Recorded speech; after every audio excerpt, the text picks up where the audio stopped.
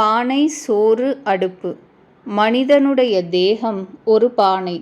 பானைக்குள் வேகும் அரிசியும் பருப்பும் தண்ணீரும் போன்றவை மனிதனுடைய மூளைகளும் இந்திரியங்களும். அடுப்பின் மேல் பானை கொதிக்கிறது. பானையைத் தொட்டால் சுடும். சோற்றில் கை வைத்தால் கை வெந்து போகும். பானையிலும் சோற்றிலும் உள்ள சூடு உண்மையில் பானையுடையதும் அல்ல, சோற்றினுடையதும் அல்ல. கீழே உள்ள அடுப்பின் நெருப்பே இவற்றை சூடாக்குகிறது. அவ்விதமே பிரம்மம் உயிர்களுக்குள்ளும் அச்சேதன பொருள்களுக்குள்ளும் அவற்றின் குண விசேஷங்களாக உருவெடுக்கிறது. மூளையும் புலன்களும் செய்யும் வேலை அனைத்தும் பிரம்மத்தின் வேலையே. அதுவின்றி அணுவும் அசையாது. மாயையினின்று மீள்வதற்கு வழி என்ன என்று ஒரு சீடர் ஸ்ரீ ராமகிருஷ்ணரை கேட்டார். மீள வேண்டும் என்று உண்மையில் விரும்பினால் ஆண்டவனே வழிகாட்டுவான். விரும்புவது என்றால் வெறும் வாய்ப்பேச்சில் அல்ல. விடுபட வேண்டும் என்கின்ற ஆசை மேலிட்டு உள்ளம் கரைய வேண்டும். குழந்தைக்காகவும் மனைவிக்காகவும் பணத்துக்காகவும் படிக்கணக்கில் கண்ணீர் விட்டு அழுகிறோம். ஆனால் ஆண்டவனை அடைய வேண்டும் என்று யார் அப்படி அழுகிறார்கள்? குழந்தை பொம்மைகளை வைத்துக்கொண்டு விளையாடிக் கொண்டிருக்கும் வரையில் தாய் சமையலறையில் வேலை செய்து கொண்டுதான் இருப்பாள்.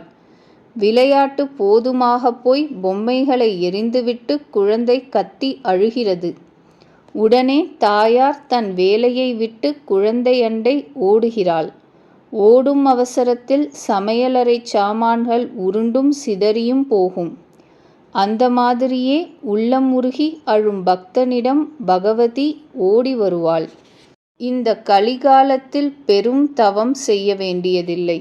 3 நாள் உண்மையாக விரும்பி தியானித்தால் போதும். மக்கள் ஈஸ்வரியின் அருளை பெறுவார்கள். பொய்யல்ல. மகனே, நீ அவளை அடைய உண்மையில் தீவிரமாக விரும்பி 3 நாள் அழுது பார். வெற்றி பெறுவாய். பகவதி, எனக்கு நிலையான பக்தியை அருள்வாய். ஐயங்களை விரட்டித் துரத்து. உன்னை நான் எப்பொழுதும் மறக்காமல் பார்த்துக்கொள். என் பாவத்தை துடைத்துவிடு என்று 3 நாள் உள்ளம் உருகி பிரார்த்தனை செய்து பார். பலனை நிச்சயமாக அடைவாய். பக்தியோடு முறையிட்டால் பயனில்லாமல் போகாது. சந்தேகம் ஏன்? என்னை பார். பார்த்து தைரியம் அடைவாயாக என்று சொன்னார் பகவான் ஸ்ரீ ராமகிருஷ்ண பரமஹம்சர்.